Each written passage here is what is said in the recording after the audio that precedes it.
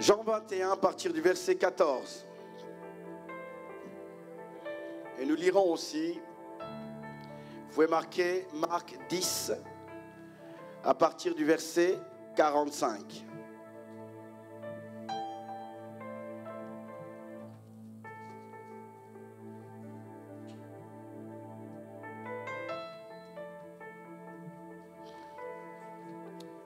La Bible nous dit ceci: c'est la troisième fois que Jésus se montrait à ses disciples après sa résurrection.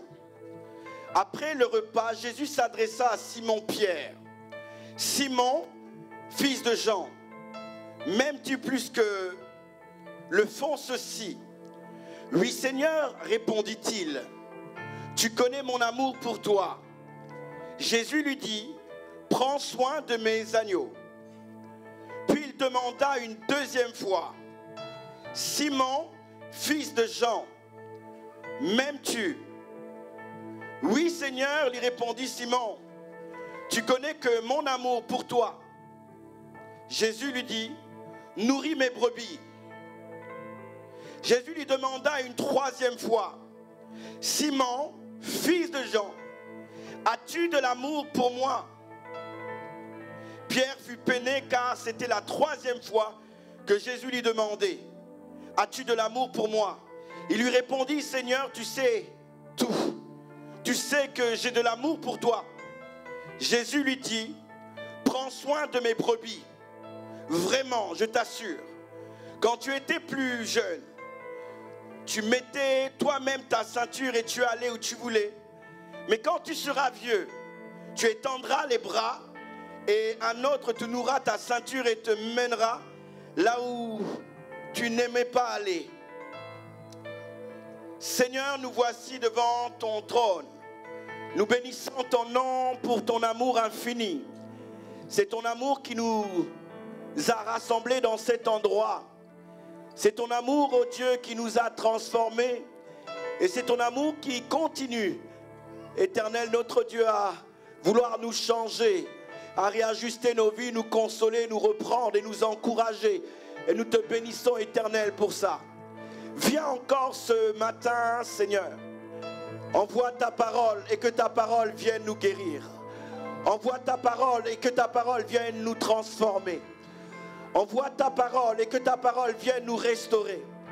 Envoie ta parole, que ta parole, Éternelle, notre Dieu, puisse déchirer le voile qui est devant nos yeux. Que ta parole nous donne d'accéder à la véritable lumière. Tel est le cri du cœur, Père, de ton serviteur. Je prie pour ton peuple qu'il soit disponible, qu'il soit disposé, Seigneur, à l'entendre, mais entendre ta parole avec, Seigneur, tes oreilles, avec, Éternel, notre Dieu, ton esprit. Et je prie, Seigneur, à ce que je puisse encore diminuer afin que tu puisses être visible. Seigneur, donne à ton serviteur de libérer les réalités attachées à ce que tu as déposé dans son esprit, Éternel, pour ces moments et pour cette saison. Je te bénis, Seigneur notre Dieu, pour ce que tu vas faire. Change, Seigneur, cette parole en réma dans le cœur de tout à chacun. Transforme chacun d'entre nous. Nous te rendons encore toute la gloire et l'honneur. Reçois, Père, notre prière dans le nom puissant de Jésus-Christ. Et nous voulons dire 3 fois Amen. Alors nous sommes en train de partager sur accéder. Nous voulons partager sur, aller en eau profonde par le pouvoir de l'amour. Que quelqu'un dise aller en eau profonde par le pouvoir de l'amour. C'est les thèmes que nous avons abordés les précédents mois et le Seigneur veut que nous puissions revenir dessus en ce début d'année. Alors on a pris plusieurs textes pour parler en fait de ce thème. Je crois que dans les semaines précédentes, nous avons vu l'histoire de Joseph. Et je ne vais pas rester dessus dans Genèse 50 où Joseph retrouve ses frères. Et vous savez, lorsqu'on lit la parole de Dieu, souvent nous avons tendance à penser de temps en temps que c'est un conte de fées où ces choses ne se sont pas réalisées en fait. Je dis souvent, lorsque nous regardons l'histoire de Joseph, je suis désolé, ce n'est pas quelqu'un qui est appelé à vivre ce qu'il a pu vivre. Ce n'est pas quelqu'un par rapport à son parcours naturel qui pouvait prétendre à gouverner un pays impossible. Et je peux vous dire que si à l'époque il y avait des psychologues, aucun psychologue aurait défini son histoire comme il a pu expérimenter. Plusieurs personnes auraient dit c'est un enfant charmant, c'est un enfant sympathique. Mais lorsqu'on voit son histoire, il est impossible pour lui d'accomplir ces choses-là. Lorsque nous voyons son histoire, bien-aimé, son histoire doit déposer en nous une certaine espérance, quels que soient les événements de la vie que nous pouvons expérimenter. Alors pour relater son histoire rapidement, Joseph est un jeune homme qui est orphelin très tôt, il perd sa mère. Après avoir perdu sa mère, il est éloigné de son père. Son père l'aimait par rapport à ses autres frères qui, eux, avaient tous leur mère encore. Et Jacob a manifesté encore plus de l'amour parce qu'il sait que son fils Joseph est un peu handicapé par rapport aux autres. Alors, il lui manifeste de l'amour. Mais les autres autour de lui, les autres frères ne comprennent pas l'attitude du père et commencent à avoir de la haine sur le frère. Ils n'ont pas la réflexion profonde que l'action qui est manifestée, posée et associée à son histoire, et que l'amour qu'il est en train de manifester à Joseph, c'est en réalité pour compenser quelque chose. Alors peut-être que certainement Jacob s'est trompé dans sa stratégie de pouvoir compenser en fait l'amour d'une mère. Il aurait pu aussi lui faire confiance à Dieu.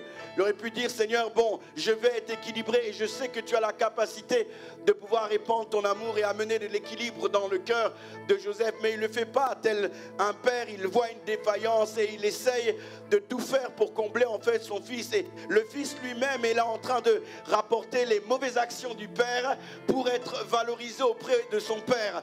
Lui aussi recherchait quelque chose parce que, voilà, par rapport aux autres, il y avait quand même une absence.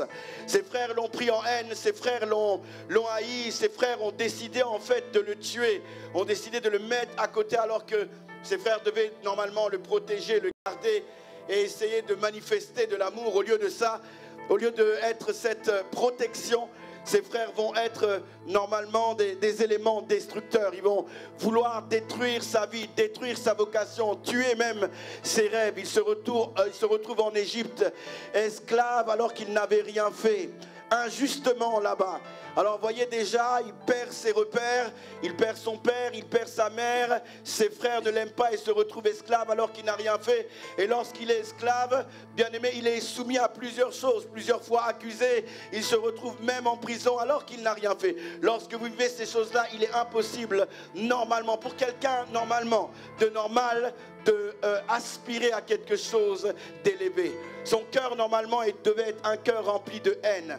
Son cœur normalement devait être un cœur rempli de colère, rempli d'irritation contre les gens. Vous savez, lorsque vous êtes blessé, vous allez en vouloir à tout le monde. Alléluia.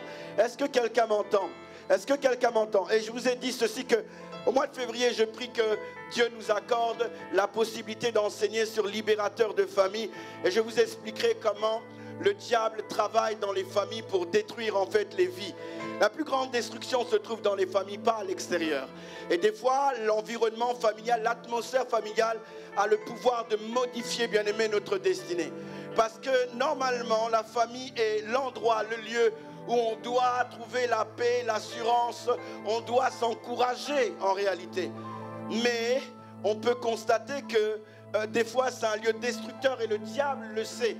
Et il vient pour tout bousiller parce qu'il se dit, si quelqu'un qui est de mon sang si quelqu'un du même sang fait mal à l'autre, alors la douleur sera encore plus importante. Et il le sait très bien, voilà pourquoi il met des conflits, il crée des situations compliquées pour que les destinées soient changées à partir de la cellule familiale. Le véritable problème, l'élément qui a mené Joseph à être esclave en Égypte, c'était sa famille.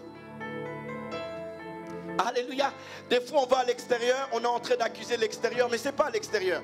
Il faut rentrer en profondeur et regarder comment on a évolué. Quel est notre parcours? Qu'est-ce qui s'est passé? Quelles sont les semences qui sont à l'intérieur de nous? Parce que des fois, on va à l'extérieur, on est en train d'accuser beaucoup les autres. Mais en réalité, lorsqu'on rentre à l'intérieur de nous, mais on voit que, en réalité, dans la cellule familiale, des fois, il y a eu des choses qui se sont faites. Il y a des choses qui se sont produites, qui ont modifié en fait notre personnalité. Et tout à coup, on en veut en fait à tout le monde. Or, le problème de Joseph, le fait que Joseph est arrivé en prison n'était pas associé des Égyptiens. N'était pas à cause des Égyptiens, mais à cause de ses frères. Alléluia. Est-ce que quelqu'un m'entend? Mais malgré cette situation, nous voyons quelqu'un qui arrive à pardonner. Quelqu'un qui arrive à aimer. Quelqu'un qui arrive bien même à les consoler, à les rassurer. Amen. Et là, nous voyons, bien aimé, l'orientation et l'attitude que nous devons développer en tant qu'enfants de Dieu. La Bible nous dit très clairement ceci: si nous n'avons pas l'amour, nous ne sommes rien. Alléluia. L'amour nous qualifie, l'amour nous donne d'être quelqu'un. Amen. Et l'amour nous donne d'être à l'image en fait de notre Dieu. Et Joseph va développer cette qualité exceptionnelle. Franchement, je bénis la vie de Joseph. Joseph est un bulldozer, Joseph est un champion. Joseph est le modèle par excellence. Nous devons regarder en fait sa vie et décider en fait de marcher comme lui. Et je vous ai dit que marcher dans l'amour n'est pas quelque chose de facile. Des fois, nous avons le langage amour, amour, mais en réalité, plusieurs clairement dans le corps de Christ, dans l'église, ne sont pas prêts à aimer. Parce que pour être prêt à aimer, il faut être prêt à changer notre mentalité. On ne n'aime pas comme on veut, on aime comme Dieu veut. D'ailleurs, Jésus-Christ a dit: aimez-vous les uns les autres comme je vous ai aimé. C'est-à-dire, le modèle par excellence de l'amour est défini par ma manière en fait de fonctionner. Et pour aimer comme Jésus-Christ nous a aimés, nous avons besoin du renouvellement de l'intelligence. Que notre mentalité change. Dis à ton voisin, ta mentalité doit changer. Ta mentalité doit changer, ta manière en fait de voir, ta manière de concevoir l'amour, ta manière d'identifier l'amour doit changer. Et Jésus nous dit ça dans Romains 12, verset 1, il dit non, ne vous conformez pas au siècle présent, mais soyez transformés par le renouvellement de l'intelligence. Quelque chose en nous doit changer, bien-aimé, pour commencer à aimer. Tu ne pourras pas aimer avec ton moi, tu ne pourras pas aimer avec ta personnalité, tu ne pourras pas aimer avec ton éducation, tu ne pourras pas aimer selon Dieu, c'est pas possible.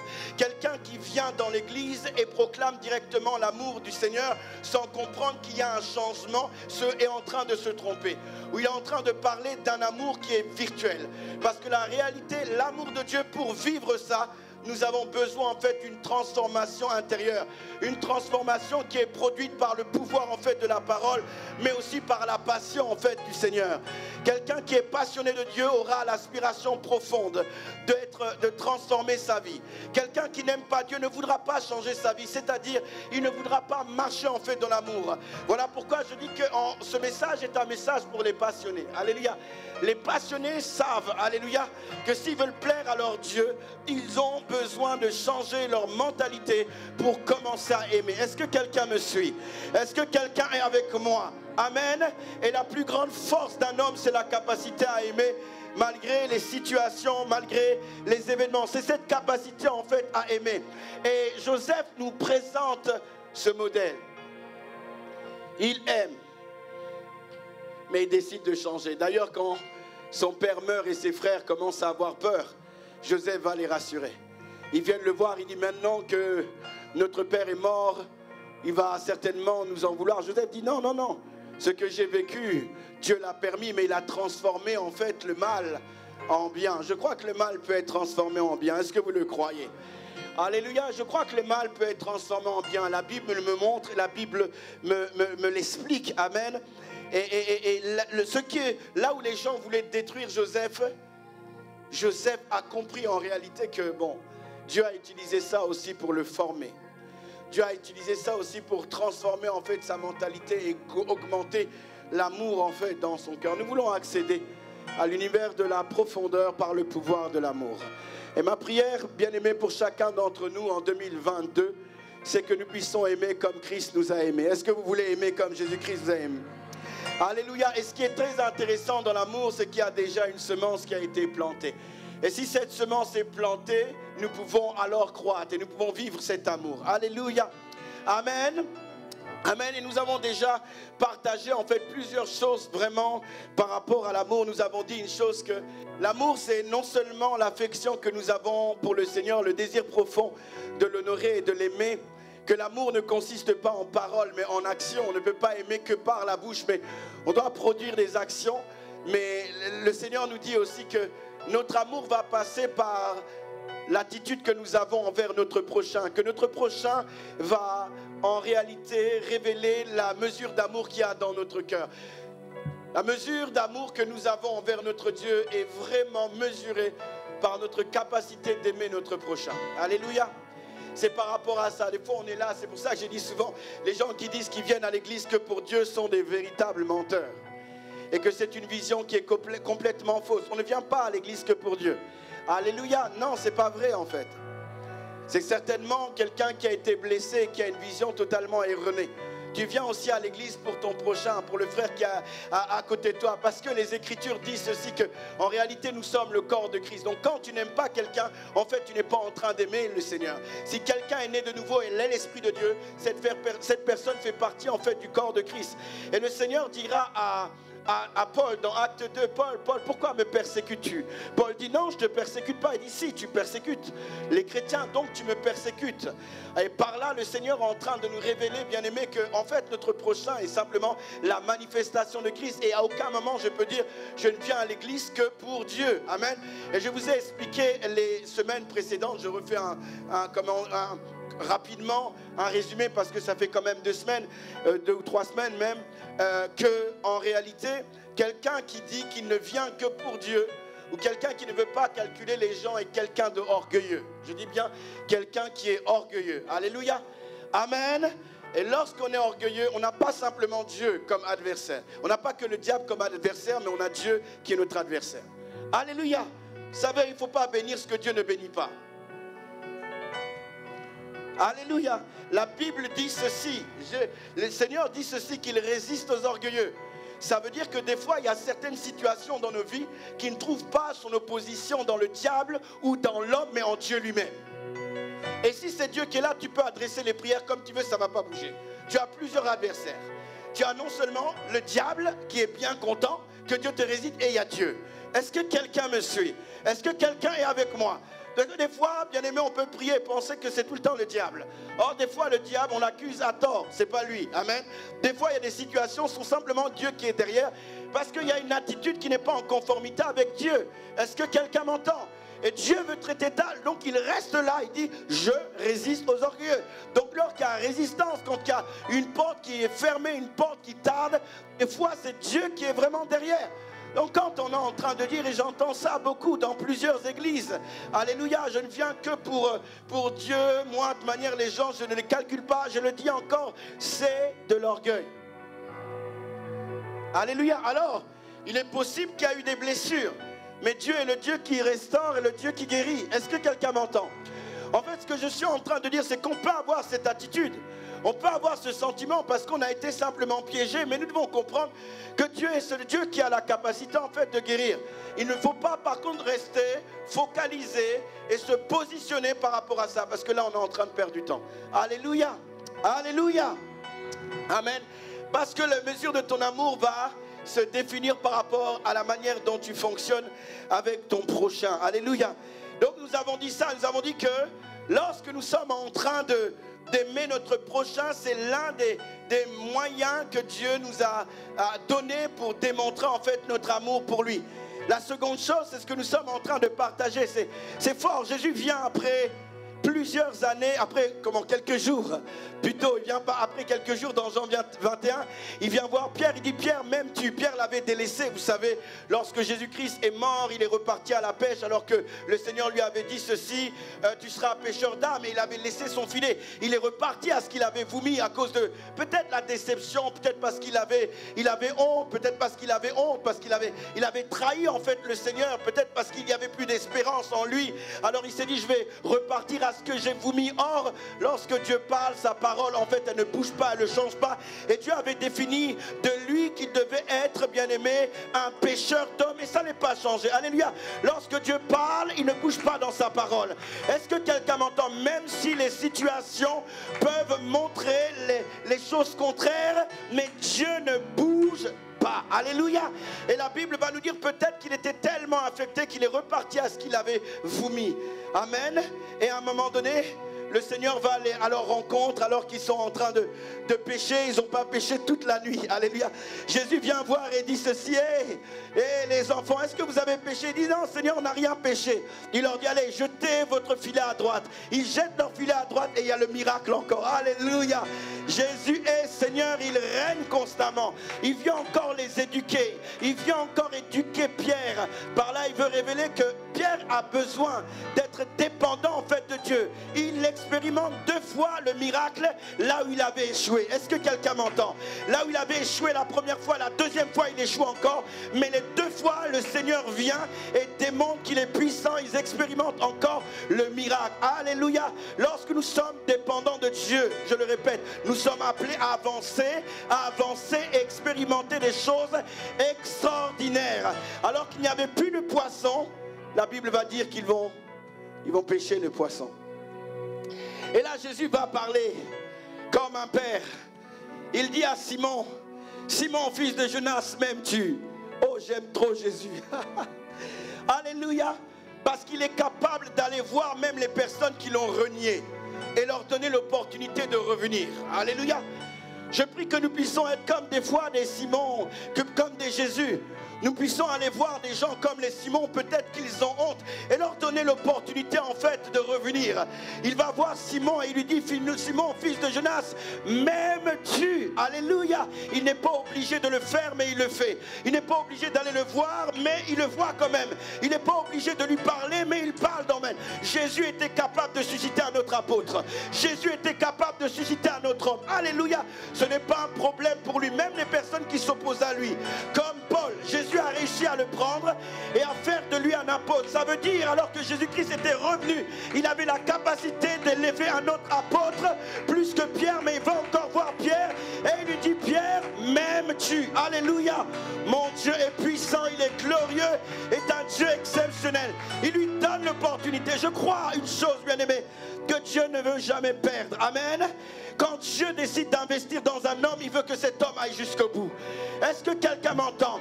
Quand Dieu décide, bien-aimé, de pouvoir utiliser quelqu'un, alléluia, Dieu veut achever ce qu'il a défini. Voilà pourquoi il va voir Pierre.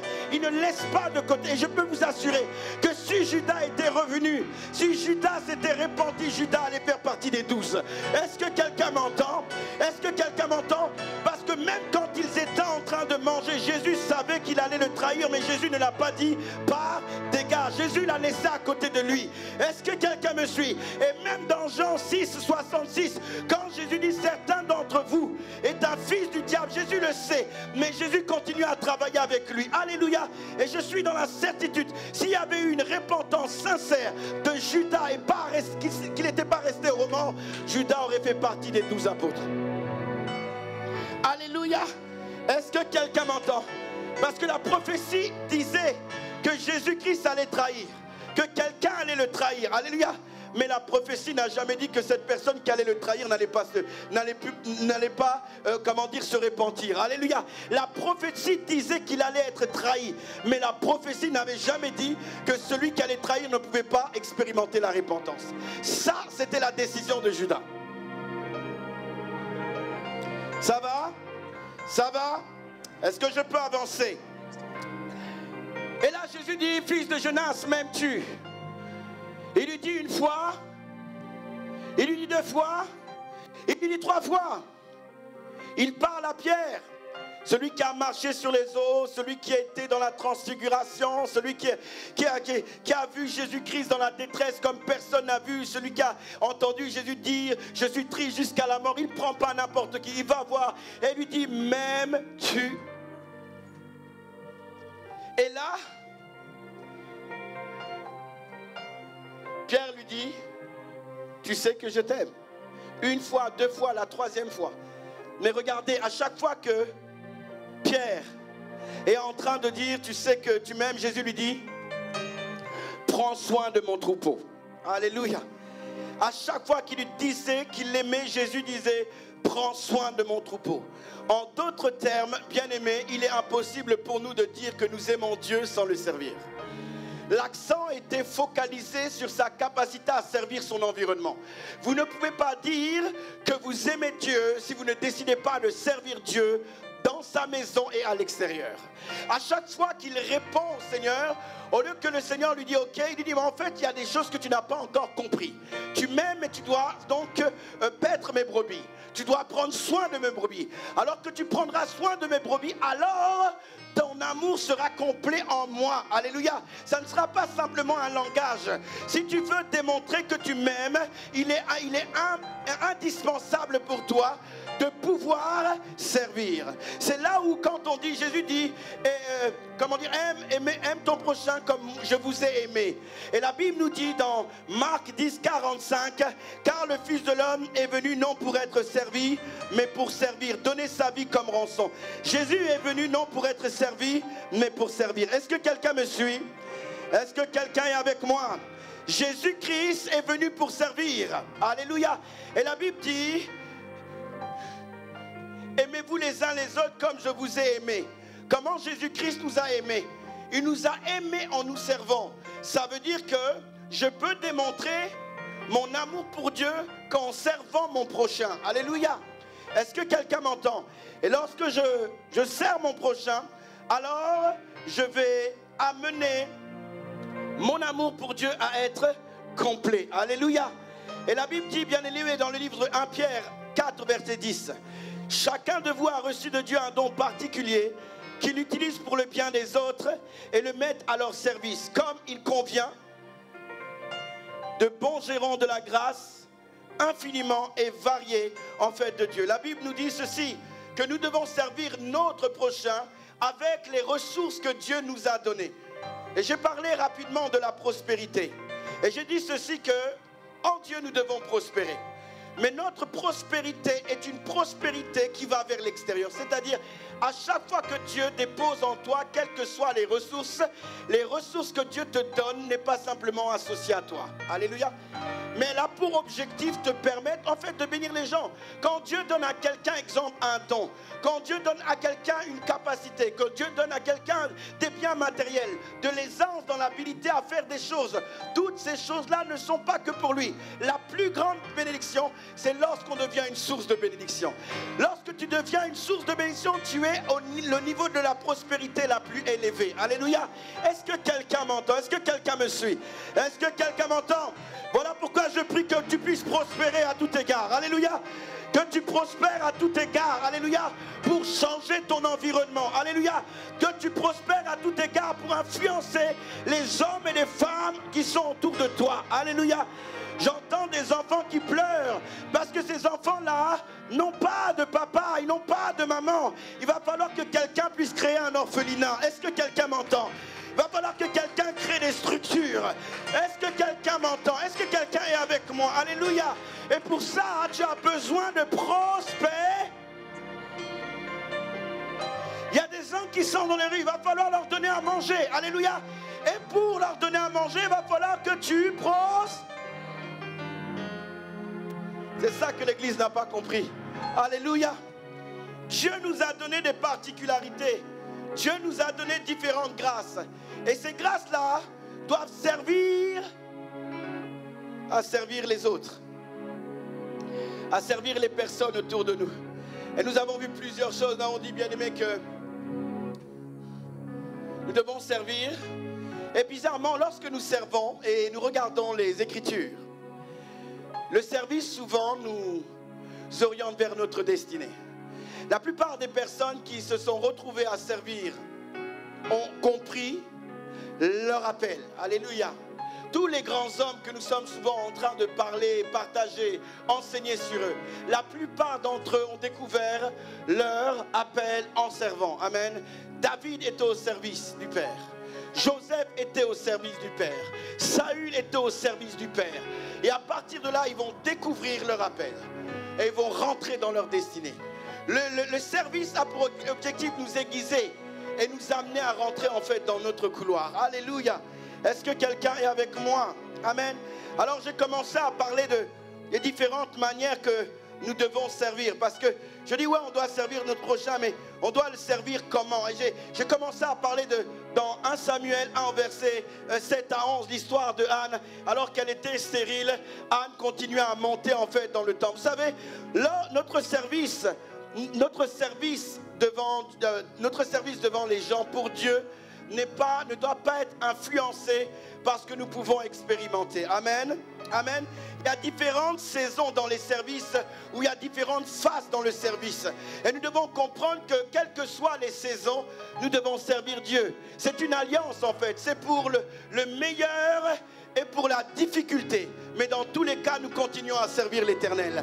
Et Anne, dans son affliction, la Bible va nous dire, bien aimé, qu'elle va continuer à monter dans le temple pour continuer à prier, pour continuer, bien aimé, à servir l'Éternel. D'ailleurs, l'enfant qu'elle voulait, elle va changer sa prière. Elle va dire, Seigneur, en fait, je veux un enfant pour te servir. Alléluia. Cet enfant doit te servir.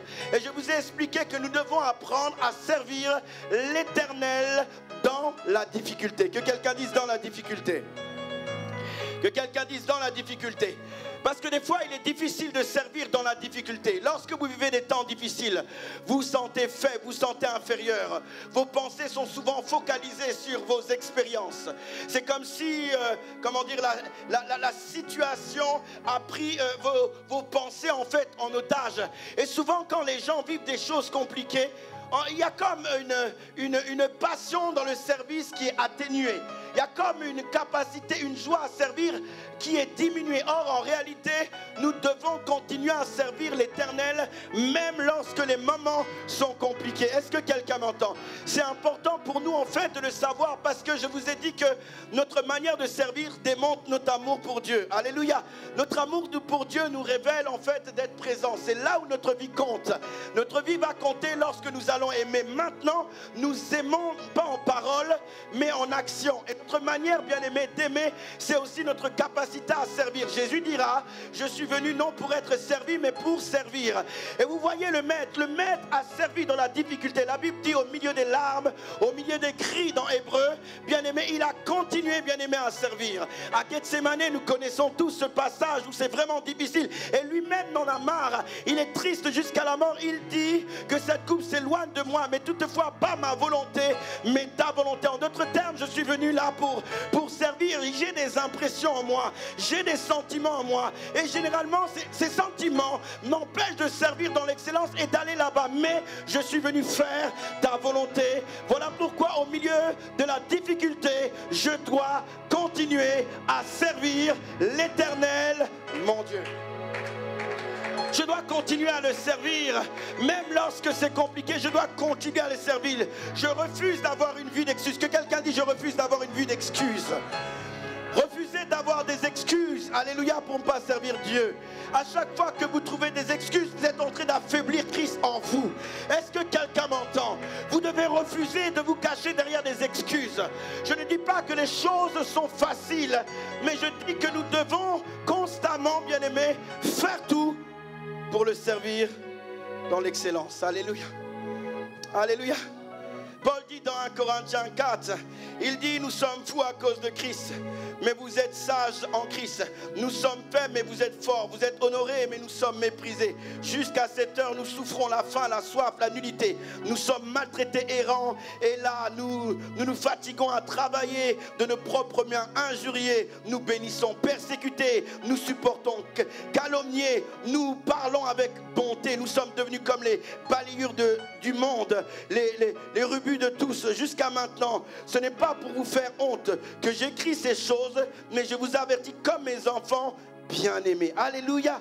Est-ce que quelqu'un m'entend? Il parle d'un état. Il parle de ce qu'il expérimente. Mais malgré ce qu'il est en train d'expérimenter, il continue à servir. Que quelqu'un dise, il continue à servir. Alléluia. Il continue à servir parce que le service est révélateur de notre amour pour Dieu. Il y a des saisons plus compliquées que d'autres. Il y a des saisons plus difficiles que d'autres. Mais quelles que soient les saisons, mon cœur doit constamment décider en fait de servir le Seigneur. Alléluia. Et nous avons dit, bien aimé, que nous avons commencé à donner quelques clés qui nous permettent de pouvoir servir Dieu, bien aimé, lorsque les temps sont difficiles. Je dis ceci, la première chose qu'il faut savoir, c'est que Dieu n'est pas en rupture de stock par rapport aux solutions dans nos vies. Alléluia. Ça veut dire lorsque je suis en train de souffrir parce que je vis une difficulté et je n'arrive pas, bien aimé, à me détacher de cette situation. Cette situation m'empêche en fait de pouvoir servir Dieu. Je dois comprendre que Dieu a trop de solutions en fait pour nous. Pendant la difficulté, ces choses-là doivent alimenter en fait mes pensées et ça va me permettre constamment de pouvoir servir l'Éternel. Même si à l'intérieur de moi les choses sont compliquées, je vais continuer en fait à servir Dieu parce que je sais qu'il est illimité et Dieu est capable de faire toutes choses. Est-ce que quelqu'un m'entend? Et lorsque je suis dans la difficulté, je continue à servir en ayant cette compréhension. La deuxième chose que je vous ai dit, qui nous donne la possibilité en fait de pouvoir servir Dieu, c'est de comprendre qu'il y a un avant et il y a un après. Que quelqu'un dise il y a un avant et il y a un après. Que quelqu'un dise il y a un avant et un après. Vous devez comprendre qu'après cet événement, il y a quelque chose. Alléluia. Après les larmes, il y a la joie. Alléluia. Après les temps difficiles, il y a des chants d'allégresse. Alléluia. Il y a quelqu'un après ces événements, après cette saison, après cette difficulté. Dieu ne nous laisse pas tout le temps dans les ténèbres. La lumière finit toujours par jaillir dans les ténèbres. Mais alors que je suis dans les ténèbres, je dois être rassuré dans mon cœur que Dieu ne va pas me laisser dans cette situation-là. Après ça, il y a encore quelque chose. Alléluia. Ce qui est bon avec Dieu, c'est qu'il est dans le passé, dans le présent, mais aussi dans le futur. Et comme Dieu est dans le futur, je dois savoir que Dieu a quelque chose pour moi. S'il a dit qu'il a formé des plans de paix et de bonheur pour moi, même si je ne ressens peut-être pas la paix, je sais quand même que je suis dans son plan et que je ne suis pas habilité, je ne suis pas plutôt appelé à rester dans cette condition. Je dois me dire après cet événement, le Seigneur fera. Alléluia. Que quelqu'un dise après cet événement, après cette situation, le Seigneur agira. Et des fois on oublie qu'il y a un événement après ces difficultés. Des fois on oublie qu'après cette situation il y a encore quelque chose. Des fois on oublie, bien aimé, que Dieu n'a pas fini avec nous. Que ce que nous sommes en train de vivre maintenant, bien aimé, ne fait pas partie du plan dans lequel il veut qu'on reste. Des fois les difficultés sont là pour nous former, alléluia, en vue de ce que Dieu a préparé d'avance pour nous. Mais je dois continuer à servir l'Éternel, même si la situation est compliquée. Et l'une des clés pour continuer à le servir, c'est d'avoir une vision prophétique, c'est-à-dire de savoir qu'après cet événement, il y aura quelque chose. Je ne sais pas qu'est-ce qui a amené Joseph à être fort. Je ne sais pas ce qui a amené Joseph à s'accrocher. Mais Joseph est arrivé jusqu'au bout. Parce que peut-être qu'il y avait un rêve qui était à l'intérieur de lui qu'il ne comprenait pas bien, mais qu'il avait vu. Est-ce que quelqu'un m'entend? C'est ce qui lui permettait, même dans la maison de Potiphar, de rester ferme. Heureusement qu'il n'a pas arrêté dans la maison de Potiphar. Heureusement qu'il n'a pas arrêté, bien aimé, dans la prison. Heureusement qu'il n'a pas arrêté, parce que Dieu n'avait pas arrêté sa vie à cette situation. Il y avait le palais royal qui était avec lui. J'aime dire ceci, même Joseph, quand il était au milieu de la citerne, Dieu était au contrôle. Alléluia. Dieu est toujours au contrôle, et je le dirai toujours. Dieu est toujours au contrôle. Dieu est toujours là. Il n'y a aucun événement qu'il ne connaît pas. Il n'y a aucune situation qu'il ne maîtrise pas. Le problème, ça n'a jamais été Dieu. Son plan, il est parfait. Nous, notre attitude, c'est de croire en Dieu, même quand on ne comprend pas. Le Seigneur m'a dit, même quand tu ne comprends pas les événements, continue à me faire confiance. Continue à me faire confiance. Même si ce que tu es en train de voir, d'entendre, ne va pas dans ton sens, continue à me faire confiance. Parce que certainement après cet événement-là, j'agirai. Et je prie, bien-aimé, que nous puissions, bien-aimé, avoir cette compréhension-là. Je veux servir dans la difficulté. Et bien-aimé, tu dois apprendre à servir dans la difficulté. Tu dois apprendre à servir dans les saisons qui sont compliquées. Serrer les dents. Après Gethsemane, après l'œuvre de la croix, il y a eu la résurrection. Après que le sang a coulé, Jésus est mort et il est ressuscité. L'histoire de Jésus ne s'arrête pas à la croix. La croix est le commencement, bien-aimé, d'une histoire glorieuse. Est-ce que quelqu'un m'entend? Il est mort, il est ressuscité et il a vaincu. Alléluia. C'est là où le diable pensait qu'il avait gagné, or il n'a pas gagné. Après la croix, le pouvoir, il a repris dans les cieux, sur la terre, sous la terre. Tout pouvoir lui a été. Dis à quelqu'un, tout pouvoir lui a été. Tout pouvoir lui a été donné.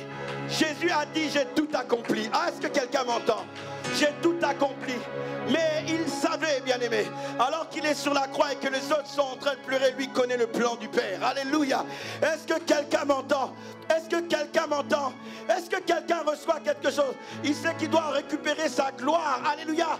Il monte sur la croix, il saigne, le sang coule, les gens sont en train de pointer du doigt. Il y a comme une vision de difficulté. Des femmes sont en train de pleurer.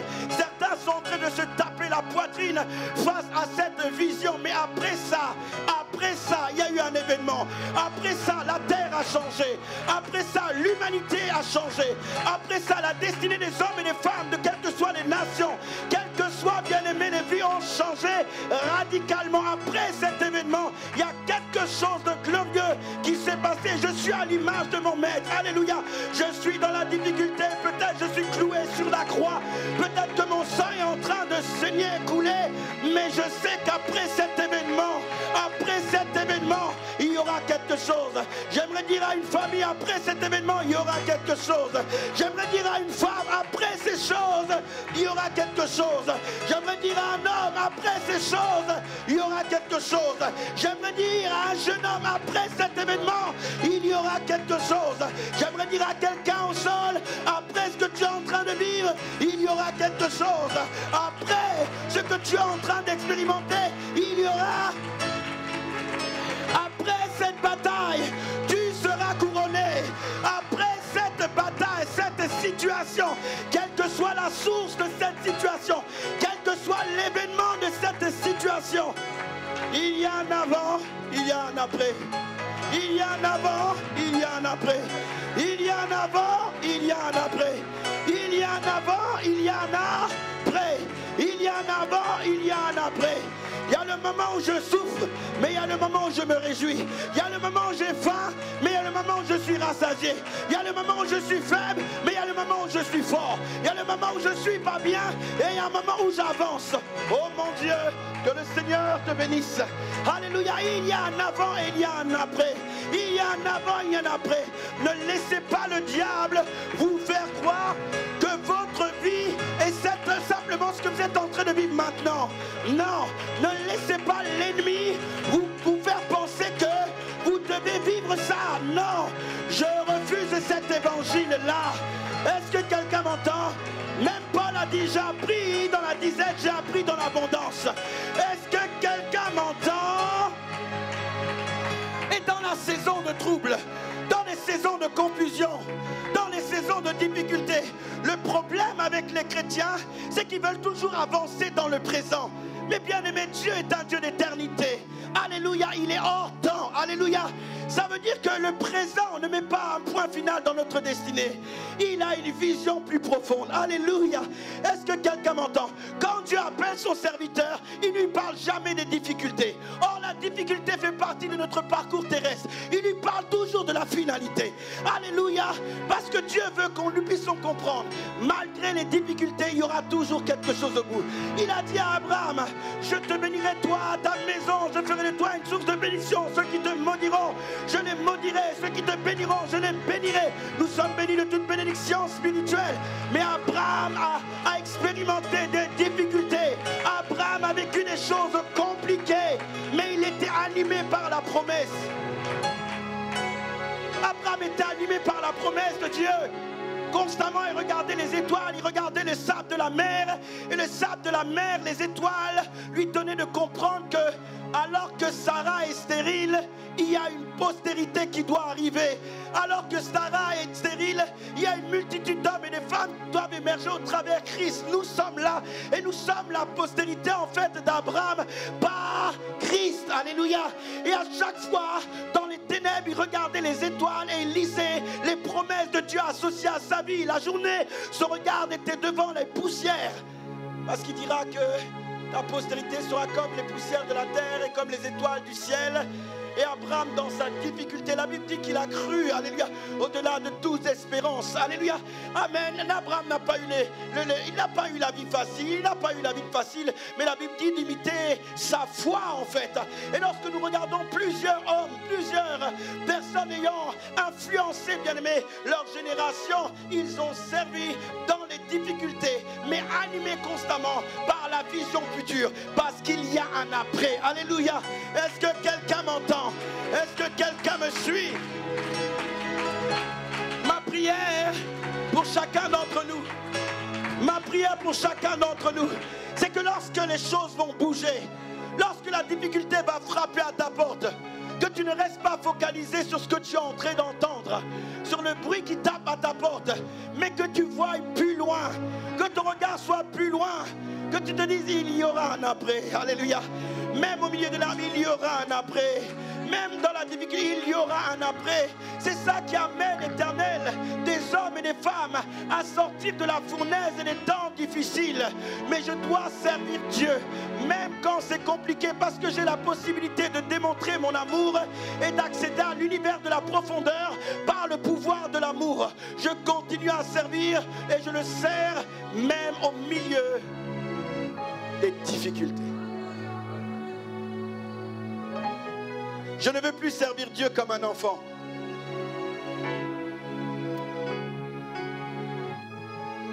Je ne sers pas Dieu avec mes émotions. Et tu ne dois pas servir Dieu avec tes émotions, c'est un danger. Ce qui nous anime dans le service de Dieu, la parole. La parole, il n'y a pas d'émotion dans la parole. Pas quand je dis il n'y a pas d'émotion, dans le sens que nous devons la pratiquer. Alléluia. Est-ce que quelqu'un m'entend? Si Dieu te dit va là-bas, mets de la boue et va, tu vas en fait. Tu n'es pas en train de réfléchir, ah est-ce que je vais faire, ah non, c'est pas ça en fait. Est-ce que quelqu'un m'entend? C'est alors que nous expérimentons la puissance qu'il y a derrière. Quand c'est difficile, tu sers. Ah non, là je vais pas bien, ah excuse, ah non, mais avec les mais nous servirons jamais le Seigneur. J'ai dit ceci. Si demain je pars voir le Seigneur, je me réjouirai d'avoir servi Dieu dans les difficultés. Alléluia. Dans les difficultés où il faut servir le Seigneur. Il faut le faire. C'est ça qui démontre en réalité notre amour en fait pour Dieu. Alléluia. La seconde chose que je dois comprendre lorsque je sers Dieu, Jean 6, 27, il dit travaillez non pour la nourriture qui périt, mais pour celle qui subsiste, pour la vie éternelle. Alléluia. Alléluia. Je ne comprends pas comment les gens arrivent à servir dans leur métier. Les gens arrivent à servir, quelles que soient les situations. Ils vont au travail. Alléluia. Est-ce que je peux prêcher? Alléluia. Ils arrivent à travailler. Ils souffrent, ils arrivent à travailler. Ils arrivent à travailler. Mais pourquoi on ne le fait pas pour Dieu? La Bible dit ceci, travaille non pour la nourriture qui périt. On peut travailler pour la nourriture qui périt, les choses naturelles, mais celles qui subsistent pour la vie éternelle, parce qu'il y a des choses que nous produisons dans les Seigneurs, des œuvres qui vont nous accompagner jusqu'à l'éternité. Alléluia. Mais nous pouvons voir des fois la détermination des gens à travailler. Quelles que soient leurs conditions, quel que soit ce qu'ils expérimentent, ils vont, parce qu'ils sont conscients que s'ils ne travaillent pas, ils ne vont pas avoir d'argent. Alléluia. Est-ce que quelqu'un m'entend? Ils savent si je ne vais pas travailler, il n'y a pas de salaire. S'il n'y a pas de salaire, je ne vais pas payer ma maison, je ne vais pas payer mon travail. Mais pourquoi pas pour Dieu en fait? Alléluia. Que quelqu'un me dise un amen bien vivant. Pourquoi pas pour Dieu? Je nous pose la question. Pourquoi pour Dieu nous ne sommes pas avec le même zèle, avec la même détermination? Parce qu'en réalité on reste souvent trop dans le domaine naturel. On ne comprend pas les choses de l'esprit en fait. De la même manière que naturellement, lorsque tu es en train de travailler humainement, il y a des bénéfices qui sont là. De la même manière, lorsque tu travailles pour Dieu, même si tu ne travailles pas pour recevoir, il y a des bénéfices qui sont plus excellents que les bénéfices naturels. Et lorsque je suis dans la difficulté, je dois faire ça. Je suis en train de travailler. J'étais enrôlé par mon maître. J'étais enrôlé par mon Seigneur. Alléluia. Je dois travailler avec détermination. Je dois comprendre que ça fait partie en fait de la paix que Dieu m'a donnée. Ça fait partie des choses qui me donnent la possibilité en fait de le servir. Amen. Ça va? Proverbe 30, verset 8. La Bible dit ceci dans Proverbe 30, verset 8. Garde-moi de dire des paroles fausses ou mensongères. Ne me donne ni pauvreté ni richesse. Accorde-moi seulement ce qui m'est nécessaire pour vivre. Car dans l'abondance, je pourrais te renier et dire qui est l'Éternel. Ou bien pressé par la misère, je pourrais me mettre à voler et déshonorer ainsi l'Éternel. Vous savez, lorsque plusieurs lisent ce passage biblique, certains des fois déclarent cette parole. Certains disent, oh Seigneur, me donne ni pauvreté ni richesse, accorde-moi seulement ce qui m'est nécessaire pour vivre. Car dans l'abondance, je pourrais te renier. Et plusieurs, des fois, prennent cette parole et commencent à le déclarer et commencent à le proclamer. Ils pensent que c'est une bonne parole. Or, ce n'est pas une bonne parole. Alléluia. Pourquoi ce n'est pas une bonne parole? Enfin, à quoi que ça dépend. Amen. Cet homme-là est conscient de son niveau de foi. Cet homme-là est une personne en réalité qui n'est pas mature dans sa foi. Il n'est pas mature dans sa manière en fait de connaître Dieu. Voilà pourquoi elle dit, Seigneur, ne me laisse pas dans la pauvreté, mais ne me donne pas la richesse. Si tu me donnes la richesse, je peux te renier. Mais si tu me donnes la pauvreté, je peux voler. Donne-moi simplement ce qui m'est nécessaire. Il parle comme ça parce qu'il ne grandit pas dans sa foi. Paul dit, je puis tout par celui qui me fortifie. Alléluia. Il dit, j'ai appris. Amen. Mais il ne dit pas, Seigneur, laisse-moi dans la disette. Non, non, non, non.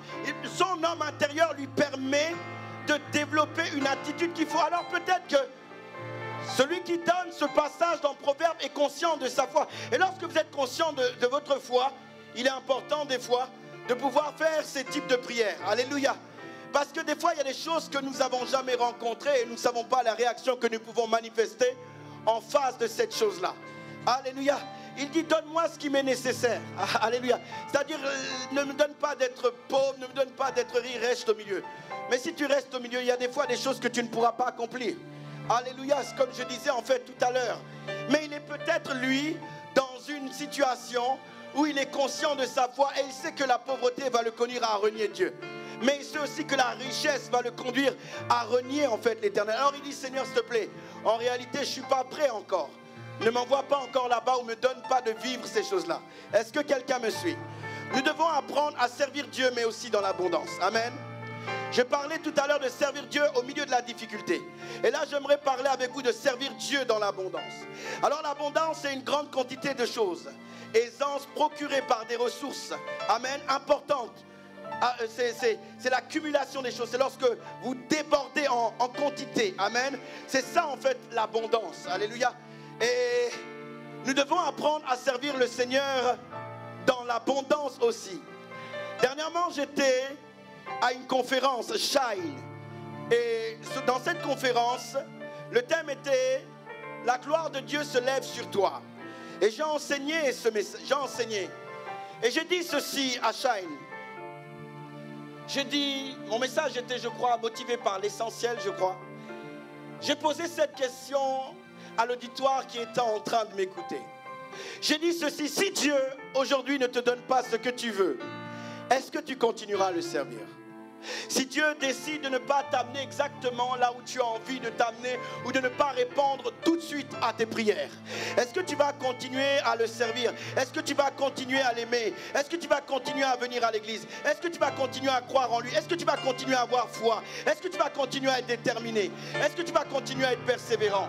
Si exactement tu ne vois pas les choses, parce que les choses peuvent tarder ou Dieu peut aussi décider de te donner une autre orientation. Et dans ces cas-là, si ces choses arrivent, quelle va être ton attitude? Est-ce que tu vas continuer à l'aimer? Et j'ai posé cette question à l'auditoire. Alléluia.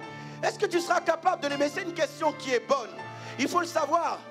J'avais parlé en fait de ces femmes après la résurrection qui étaient parties au sépulcre pour célébrer le Seigneur. Ils étaient partis célébrer le Seigneur en sachant que Jésus n'allait jamais faire de miracle ou faire de multiplication des pains, mais leur amour les avait conditionnés dans leur zèle à aller très tôt le matin, aller voir le Seigneur. Et j'ai dit, bien aimé, c'est un zèle que nous devons retrouver.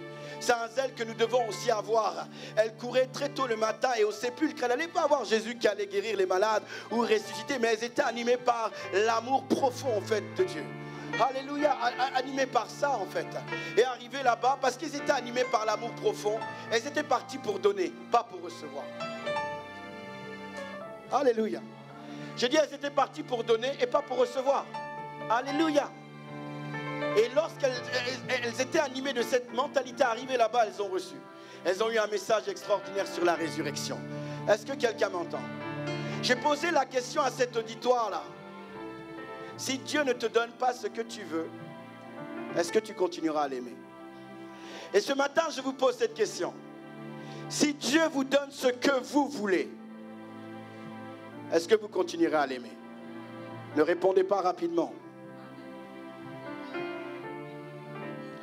Si Dieu te donne ce que tu veux, est-ce que tu continueras à l'aimer? Si Dieu te donne tout ce qu'il a déclaré, toutes tes aspirations, est-ce que tu vas continuer à l'aimer? Parce que des fois, servir dans l'abondance, c'est aussi très difficile. On a l'impression que servir dans la difficulté est difficile et servir dans l'abondance est plus facile. Mais j'aimerais vous dire que servir dans l'abondance est aussi très difficile. Alléluia. Et il faut avoir le cœur pour servir aussi dans l'abondance. Est-ce que quelqu'un m'entend? Un jour, une femme priait pour que son mari trouve du travail. Et elle priait parce qu'ils n'avaient pas de travail. Elle priait. Et son mari a commencé à avoir du travail. Et quand il a eu du travail, il a eu de l'abondance. Et ce travail-là a conduit son mari à oublier sa femme. Il était tout le temps au travail, tout le temps à droite, à gauche. Alléluia. L'abondance financière lui a conduit en fait d'oublier l'Éternel. Alors je repose la question ce matin. Si Dieu te donne tout ce que tu veux, vas-tu continuer à l'aimer? Parce que je vous assure que des fois nous ne connaissons pas les véritables motivations de nos cœurs. Est-ce que quelqu'un me suit? Est-ce que quelqu'un est avec moi? Il m'est arrivé à un moment donné, alors que j'étais joueur, j'étais remplaçant, je faisais beaucoup d'efforts. Une fois arrivé titulaire, je me rends compte que les efforts d'hier, je ne les faisais plus. Alléluia. J'ai vu des gens qui n'étaient pas titulaires et une fois devenus titulaires, leur attitude a changé, leur langage a changé. Ils sont devenus orgueilleux, ils regardaient en fait de loin. Et la grande erreur de Dieu, c'était de les avoir bénis. Savez-vous que de temps en temps, Dieu nous ferme des portes parce qu'il connaît notre cœur? Oh mon Dieu! Est-ce que quelqu'un m'entend? Savez-vous que des fois, Dieu nous ferme nos portes parce que Dieu connaît notre cœur et il sait que là, si tu vas, tu ne vas pas réussir. Alléluia. Et des fois, la défaillance de Dieu, c'est des fois de nous donner la bénédiction parce qu'on ne sait pas gérer cette bénédiction. Est-ce que quelqu'un m'entend? Je me souviens au départ, quand j'étais encore sur Amiens et puis je devais signer à Rennes. Je devais signer à Rennes en 2021. Amen. Je vais signer à Rennes en 2021 et tout ça. Et les choses étaient un petit peu près et tout ça. Ça ne s'est pas passé, mais en vérité, dans les coulisses, avec mon père dans la foi, je savais que je ne devais pas y aller parce que je n'étais pas prêt encore. Alléluia. Et ça ne s'est pas passé. Est-ce que quelqu'un m'entend? Ça ne s'est pas passé. Dieu ne l'a pas permis. Et des fois, il y a des choses que Dieu ne permet pas parce qu'il connaît exactement les choses à l'intérieur de nous. Il sait qu'on n'est pas encore prêt. Il sait exactement si là, il élargit l'espace de notre tente, il va nous perdre. Plusieurs se sont perdus parce que l'abondance est arrivée très tôt. Plusieurs se sont perdus parce que Dieu leur a béni dans leur entreprise, leur a béni dans leur mariage, leur a béni dans leurs enfants. Et en fait, ils ont eu de l'abondance, mais l'abondance les a conduits, bien-aimés, à s'éloigner du Seigneur. Et c'est quelque chose qui se produit, bien-aimés, progressivement. On ne le voit pas tout de suite.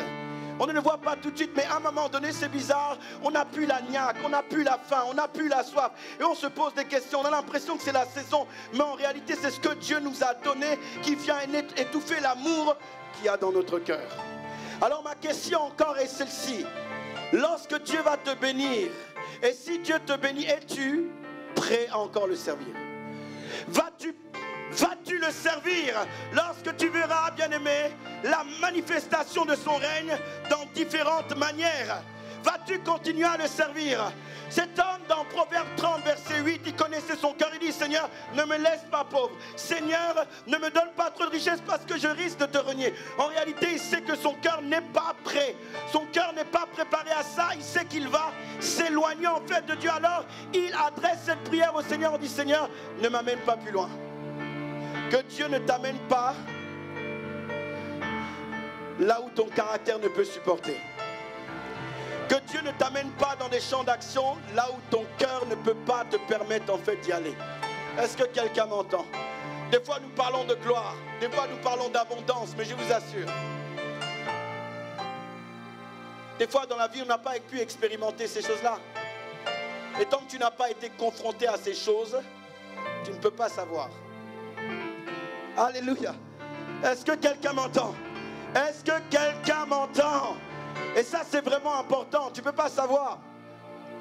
C'est là où des fois, même dans les enseignements qu'on doit donner, on doit faire attention. Parce que des fois, on parle trop vite. Il y a des choses qu'on ne maîtrise pas. Alléluia. Et il y a des choses que nous devons maîtriser. Et Dieu sait. Et Dieu regarde notre cœur. Alléluia. J'ai vu des gens changer totalement lorsqu'ils ont eu des promotions. J'ai vu des gens changer radicalement, en fait. Dire: ah Seigneur, aujourd'hui tu m'as tellement béni que je n'ai plus le temps pour l'église. J'ai vu la bénédiction du Seigneur devenir une malédiction. Alléluia. Alors que la malédiction a été changée, la bénédiction est devenue maintenant une malédiction. Tout ce que Dieu nous donne, nous devons le cultiver et garder. Dieu a mis Adam dans le jardin d'Éden, il a dit: cultive et gardez. Il n'y a rien que Dieu nous donne que nous ne devons pas cultiver et garder. Si tu ne cultives pas et tu ne gardes pas, tu détruiras ce que Dieu t'a donné. Je peux répéter? Est-ce que je peux répéter? Je dis: si tu ne gardes pas et tu ne cultives pas ce que Dieu t'a donné, tu détruiras. Et je peux vous assurer que des fois, lorsque nous ne sommes pas conscients de ça, nous sommes tellement, bien-aimés, zélés, motivés par l'abondance qu'on ne sécurise pas ces choses. Mais il faut faire attention parce que le temps est un juge très fort.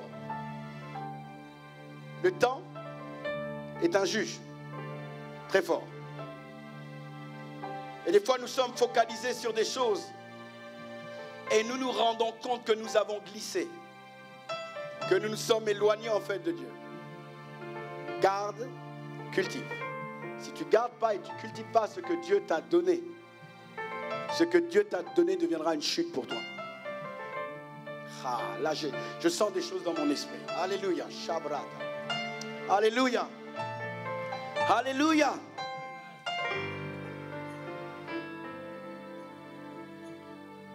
Il y a plusieurs choses que Dieu nous donne que nous pouvons perdre.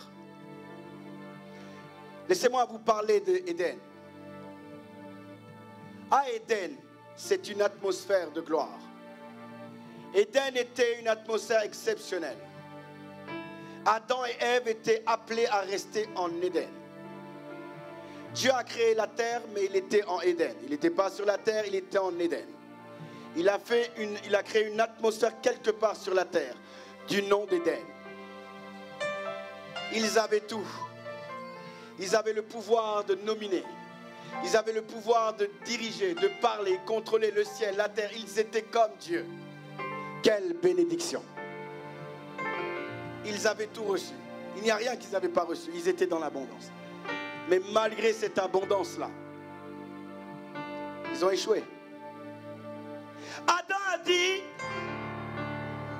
après que Adam a dit ceci: lorsqu'il a donné un nom aux animaux, je n'ai trouvé aucune personne comme moi. En d'autres termes, il me manque encore quelque chose, même si je suis fait à l'image de Dieu. Il me manque Ève. Mais lorsque Ève est arrivée, Ève qui était une aspiration profonde dans son cœur par rapport à ce qu'il avait vu, lorsque Ève est arrivée, les problèmes sont arrivés aussi.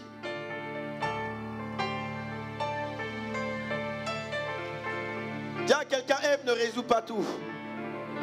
Dis à quelqu'un: Adam ne résout pas tout.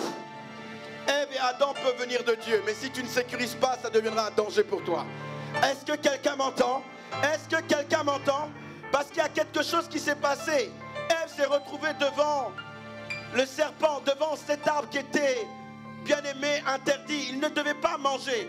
Elle se retrouve là-bas. Mais pourtant, Ève était dans la pensée de Dieu, mais une aspiration par rapport à Adam. C'est là où je vous dis, il y a des choses que nous aspirons qui sont déjà planifiées par Dieu.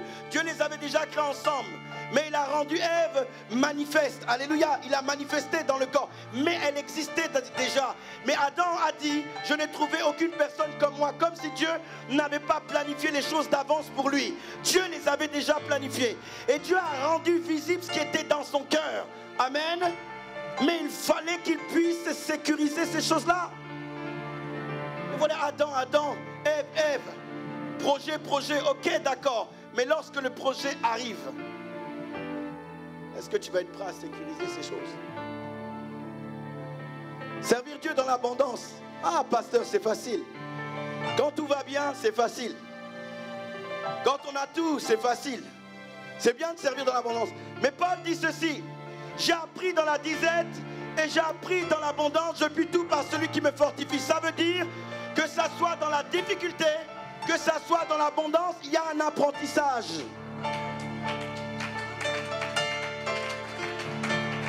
Est-ce que quelqu'un m'entend? J'ai dit, il y a un apprentissage. Lorsque l'abondance arrive, est-ce que tu es prêt à gérer cette abondance? Alléluia. Lorsque l'abondance arrive, est-ce qu'il a dit j'ai appris? Ça veut dire qu'au départ, je ne savais pas, je ne comprenais pas, je ne savais pas comment il fallait faire dans l'organisation, dans les priorités, je ne savais pas. J'ai appris dans l'abondance. Alléluia. Une famille ne peut pas vous empêcher de servir Dieu. Un travail ne peut pas vous empêcher de servir Dieu. Les aspirations, vos projets ne peuvent pas vous empêcher de servir Dieu. Parce que toutes ces choses, Dieu vous l'a donné pour que vous puissiez le servir. Alléluia. Alors j'ai du mal quand les gens me disent je ne peux pas servir Dieu à cause de mon travail, je ne peux pas servir Dieu à cause de ma famille. C'est totalement faux. Tout ce que Dieu te donne a pour objectif glorifier son nom et élever ton nom. Donc il y a une chose que tu dois apprendre. Il y a quelque chose que tu n'as pas compris, que tu dois comprendre et mettre en application. Et le problème est là. On est derrière des excuses, on est en train de dire des choses. Paul dit j'ai appris dans la disette, j'ai appris dans l'abondance. Tu dois apprendre. Alors que Dieu te bénit, tu dois apprendre. Tu dois apprendre, tu dois consacrer ton travail, consacrer ta famille, consacrer ton mari, consacrer ta femme, consacrer tes enfants, consacrer ton travail, consacrer tes fiançailles. Tu dois le consacrer. Alléluia. Sinon c'est ces mêmes choses par là que Dieu, le diable va passer. Le diable est passé par Ève pour détruire Adam et détruire ce que Dieu leur a donné. Et je prie que ça ne soit pas ton cas. Que le diable ne passe pas par ce qu'il t'a donné pour te détruire. Mais que tu aies suffisamment appris pour comment dire, développer l'attitude qu'il faut en fonction de la situation. Je prie que Dieu t'a... C'est l'apprentissage. Que quelqu'un dit apprentissage. Que quelqu'un dise apprentissage. J'ai du mal avec les gens qui ne veulent pas apprendre. Nous sommes dans une génération où les gens connaissent tout. Alléluia. Ils connaissent tout. Les gens connaissent tout. On ne peut pas les apprendre. Non, quand on dit quelque chose, oui mais. Pourquoi oui mais? Pourquoi tu ne veux pas apprendre? Pourquoi tu ne t'assois pas et tu apprends et tu poses des questions? Comment faire? Comment gérer ça? C'est là où on a un problème. Dieu veut nous bénir. Alléluia. Oui. Il le veut. À chaque fois qu'il y a des difficultés, Dieu est là pour travailler notre caractère. Mais son aspiration, ceux qui sont dans une position où tu es bien, tu es heureux. C'est quoi cette histoire de la vie où on est tout le temps malheureux? Non.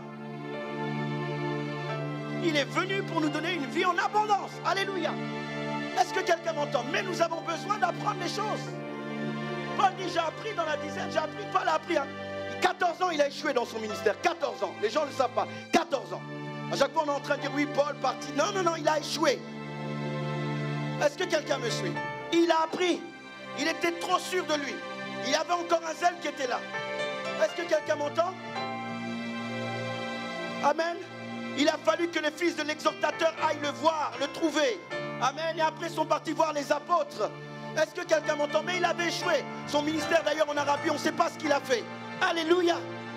Il faut apprendre. C'est là où il dit j'ai appris dans la dizaine, j'ai appris dans l'abondance. Mais j'ai développé une attitude pour apprendre. Est-ce que quelqu'un m'entend? Est-ce que quelqu'un m'entend? Alléluia. La Bible nous dit ceci dans le psaume 62, verset 10. Ne vous confiez pas dans la violence et ne mettez pas un vain espoir dans la rapine. Quand les richesses s'accroissent, n'y attachez pas votre cœur. Alléluia. Quand les richesses, quand il y a une augmentation, ça ne veut pas dire que la richesse et tout ce qui est d'abondance est mauvais, mais faites attention à votre cœur. Votre cœur doit être attaché à Dieu. Écoutez-moi bien.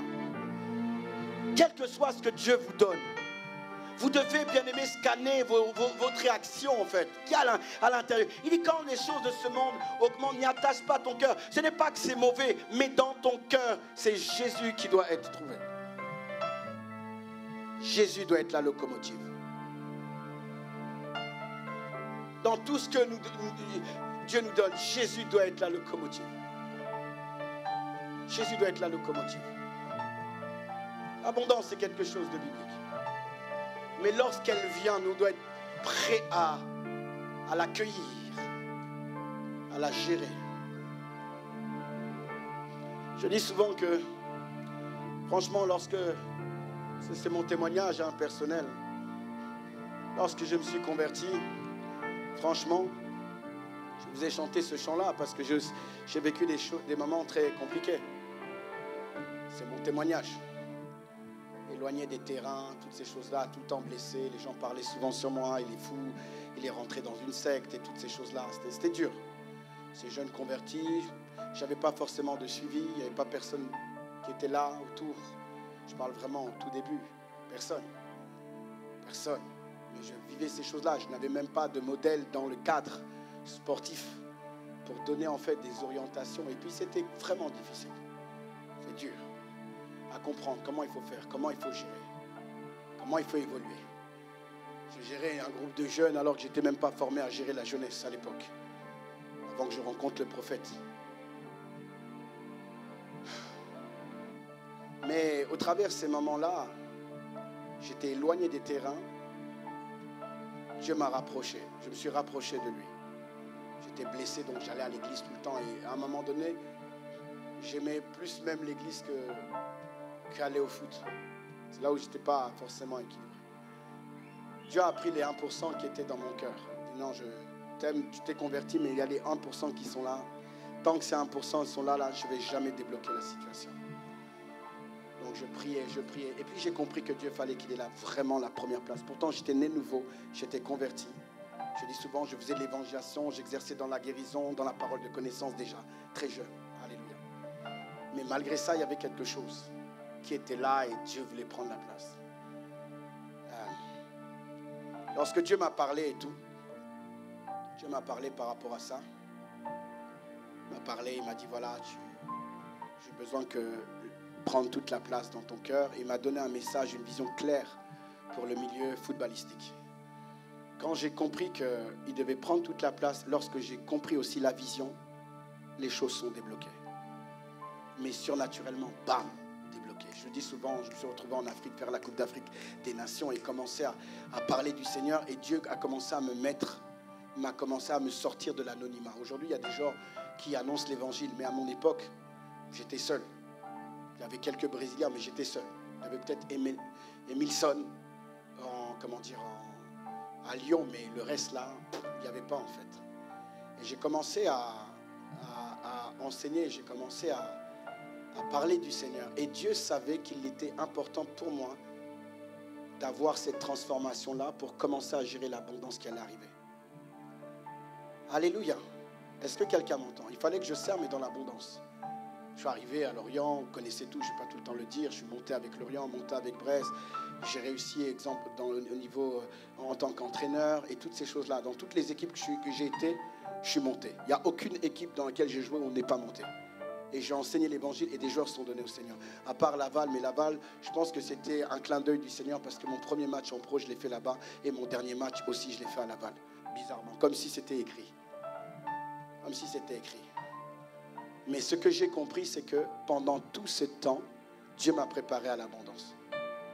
Est-ce que quelqu'un m'entend? Je n'allais pas le gérer dans la situation où j'étais. Impossible.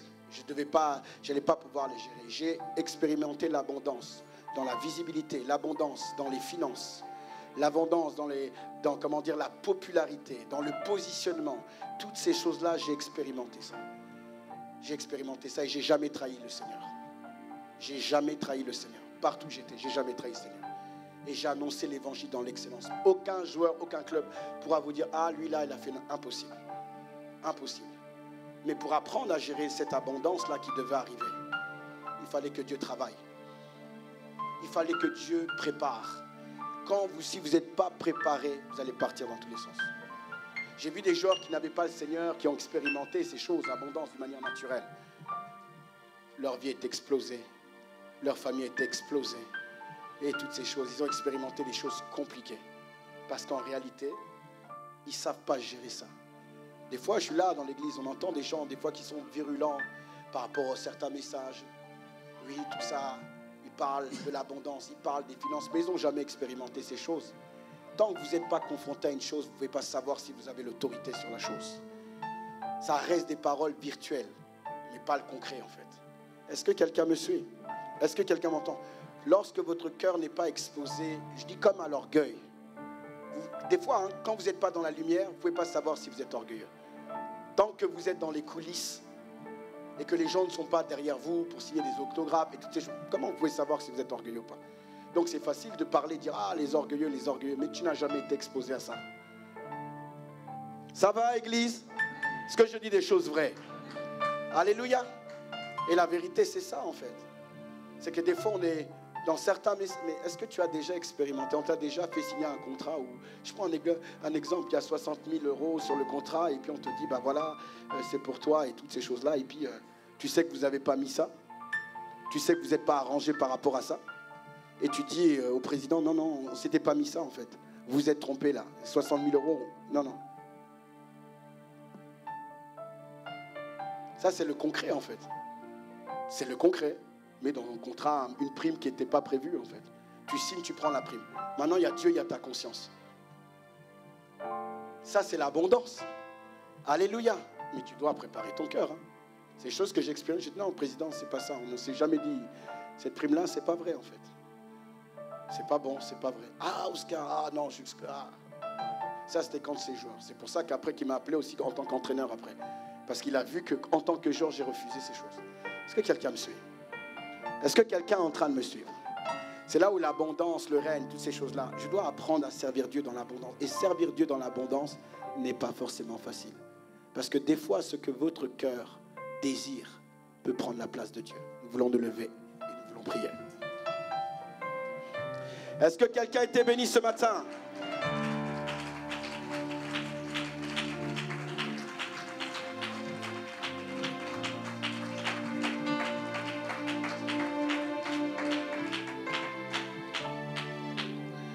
Ma prière et mon aspiration ce matin, c'est que tu ne sois pas comme cet homme dans Proverbe qui dit, à moins que ta foi n'est pas encore aiguisée. Qui dit, Seigneur, ne me donne pas la pauvreté, ne me donne pas la richesse. Non, Dieu veut que tu prospères en fonction de ta vocation et ton couloir. Tu dois prospérer en fonction de ta vocation et ton couloir. C'est important. Il y a des gens ici, vous devez faire des choses excellentes pour Dieu. Mais vous devez vous préparer à cette abondance-là. Il ne faut pas être englouti dans ce que Dieu va vous donner. Il ne faut pas que ce que Dieu vous donne vous écrase. Vous devez avoir les épaules pour gérer cette situation. Lorsque le Seigneur vous bénira dans vos familles, n'oubliez pas l'Éternel. Lorsque le Seigneur vous bénira dans votre santé, n'oubliez pas l'Éternel. Lorsque Dieu vous donnera des enfants, n'oubliez pas l'Éternel. Lorsque Dieu vous donnera un mari, n'oubliez pas l'Éternel. Lorsque Dieu vous donnera une femme, n'oubliez pas l'Éternel. Lorsque Dieu bénira vos projets, n'oubliez pas l'Éternel. Lorsque Dieu permettra à ce que ces dons soient manifestes et palpables dans votre vie, n'oubliez pas l'Éternel. Lorsque Dieu te donnera d'opérer dans la puissance, voir des miracles, voir des paralytiques se lever, n'oubliez pas l'Éternel. Lorsque Dieu rendra votre nom grand, parce que Dieu peut rendre votre nom grand, n'oubliez pas l'Éternel. Lorsque Dieu vous fera un chèque en blanc, vous savez, des fois Dieu fait des chèques en blanc. Il dit, mettez ce que vous voulez. Dieu est venu voir Salomon et dit, qu'est-ce que tu veux? C'est un chèque en blanc. Alléluia, il dit, dis-moi ce que tu veux. Dieu lui a dit, Salomon a dit, donne-moi la sagesse. Dieu lui a donné la sagesse, mais il a encore ajouté. Parce que ce que Salomon avait demandé n'était pas assez. Le Seigneur s'est retourné vers Bartimée et lui a dit, qu'est-ce que tu veux? Chèque en blanc. Bartimée a dit que je retrouve la vue. Alléluia, Dieu peut vous donner des chèques en blanc. Mais lorsque Bartimée a retrouvé la vue, il a continué à marcher avec Jésus. Est-ce que quelqu'un m'entend? Lorsque les choses vont arriver, ma prière, c'est que tu continues à servir Dieu dans l'abondance. Ce n'est pas facile de servir Dieu dans l'abondance, c'est faux. Si quelqu'un pensait que c'était facile, ce n'est pas facile des fois de gérer la bénédiction. Ce n'est pas facile de gérer la grâce qui augmente et s'amplifie. Ce n'est pas facile. Comme ce n'est pas facile de gérer, des fois gérer la difficulté, ce n'est pas facile aussi. L'abondance réjouit notre cœur, nous donne d'acclamer, de sauter, mais des fois, nous donne d'oublier Dieu. Progressivement, subtilement. Je dis qu'à un moment, j'étais titulaire et remplaçant, je travaillais tellement, j'arrivais à l'heure à l'entraînement. Et lorsque j'ai commencé à jouer, il y a des habitudes que j'ai perdues. Parce qu'il y avait l'abondance. Comme des joueurs qui étaient remplaçants, ils ont commencé à jouer, ils ont changé d'attitude. Les efforts qu'ils ont pu fournir, ils ont oublié. Des fois, nous pouvons oublier des choses. Mais nous devons continuer à servir Dieu dans l'abondance. Je suis en train de parler du pouvoir de l'amour. Mon message, c'est le pouvoir de l'amour. Et dans le pouvoir de l'amour, je suis en train d'expliquer que notre amour est révélé lorsque nous servons notre Dieu. Nous le servons comment? Nous le servons au travers de notre prochain. Mais on peut le servir dans plusieurs saisons, des saisons plus difficiles. Et j'ai abordé ce matin les saisons d'abondance. Lorsque les choses s'amplifient, lorsque les choses augmentent, je dois trouver le temps pour Dieu. Pas dire, ah Seigneur, j'ai ton travail. Ah Seigneur, mon enfant. Ah Seigneur, ma femme. Ah Seigneur, mon travail. Non, non. Ne faites pas ces choses. Ne faites pas ces choses. Ne faites pas ces choses. Dieu vous a béni pour un but. Dieu vous a donné quelque chose pour un but. Nous nous réjouissons du but, mais nous continuons à servir Dieu. Et Dieu va rajouter. Mais alors qu'il va rajouter, continuez à le bénir. Je vous ai dit cette semaine que je voyais le salut rentrer dans les maisons. Et vous allez le voir, je vous ai dit. Et je compte sur les témoignages de 31 décembre, sur des familles qui vont venir au Seigneur. Seigneur, j'élève ma voix ce matin au milieu de ton peuple, Seigneur. Je te rends simplement toute la gloire. Tu es un Dieu merveilleux. À chaque fois que j'enseigne, je me rappelle encore ta bonté et ta fidélité. Je me souviens aussi d'où je suis venu et d'où tu m'emmènes. Je me souviens des difficultés, mais je me souviens aussi de l'abondance. Mais je me souviens de toujours que tu étais là. Et je te loue pour ça. Ma prière en ce matin, c'est que tu nous aides à avoir le regard focalisé sur toi. Parce que celui qui a le regard focalisé sur toi ne chancelle point. Celui éternel, notre Dieu qui se réjouit du Créateur, plus de ce que tu donnes, Seigneur notre Dieu, ne chancelle point. Et je prie pour toutes les personnes qui ont déjà expérimenté l'abondance. Toutes les personnes que tu as déjà commencé à visiter. Continue à faire du bien. Seigneur, je les recommande entre tes mains. Et je prie que cette parole vraiment fasse écho dans les cœurs. Je te prie, éternel notre Dieu, qui n'oublie pas là où ils étaient. Qui n'oublie pas comment tu les as sortis des ténèbres. Qu'il n'oublie pas, éternel, du manque qu'il y avait, éternel notre Dieu. Qu'il n'oublie pas de la manière dont tu as guéri, la manière dont tu as restauré, la manière dont tu as changé les choses. Qu'il n'oublie pas, éternel notre Dieu, la famille que tu as donnée, la maison que tu as donnée, le travail que tu as donné, la restauration que tu as donnée. Qu'il n'oublie pas ces choses. La situation que tu as réglée, qu'il n'oublie pas ces choses. Je prie, éternel notre Dieu, que alors que je suis en train de prier, ton esprit touche les cœurs. Je prie, Seigneur, non simplement pour aujourd'hui, mais je prie pour demain et je prie pour le restant de cette année. Oh mon Dieu, tu es venu pour que nous ayons une vie en abondance dans tous les domaines. Je te demande, Éternel, alors que ton regard certainement se porte sur une personne, et certainement tu localises une personne, je te demande dans le nom de Jésus-Christ de Nazareth, alors que ton fils, alors que ta fille verra, Seigneur, un flot de grâce et d'abondance, je te demande dans le nom de Jésus-Christ de lui donner d'avoir le cœur qu'il faut. Et maintenant, à travers cette réunion, je prie pour toutes les personnes qui ont accès à cette dimension de grâce, mais qui ont perdu le cœur. Je prie pour ces personnes dont tu as béni, mais qui se sont, Éternel, égarées. Je prie dans le nom de Jésus-Christ, Seigneur, que leur cœur revienne à toi d'une manière surnaturelle, dans le nom de Jésus-Christ de Nazareth. Et je te demande de continuer la préparation pour certains. Continue à préparer leur cœur. Continue, Seigneur, ne les expose pas. Alors qu'ils pensent que c'était peut-être un défi, alors qu'ils pensent que peut-être cette situation n'est pas eux, que ce projet ne vient pas de toi. Or, ce projet vient de toi. Il vient vraiment de toi. Mais la préparation n'est pas profonde. La préparation n'est pas excellente. Seigneur, je te demande de leur donner d'avoir le regard focalisé sur ce projet, mais je te demande encore plus de travailler leur cœur. Je te demande encore plus, Éternel, de transformer leur vie dans le nom de Jésus. Et je prie, Seigneur, que ces portes continuent à être bloquées tant que ce que tu veux trouver dans leur cœur n'est pas encore trouvé. Seigneur, je prie que tu sois celui qui s'oppose jusqu'à ce qu'il y ait une transformation. Comme tu t'es opposé à ce que je joue, tant qu'il y a une transformation intérieure, une transformation du cœur en vue de la vocation. Je prie de même que tu le fasses, Éternel, pour plusieurs dans cet endroit, pour plusieurs qui nous regardent, pour plusieurs, Éternel, qui écoutent cet enseignement. Je te demande dans le nom de Jésus-Christ, Seigneur, de préparer à ce mouvement d'abondance et que ce que tu nous donnes ne devienne pas, Éternel, une malédiction pour nous, mais une force. Seigneur, je te rends toute la gloire et je te remercie pour ces moments.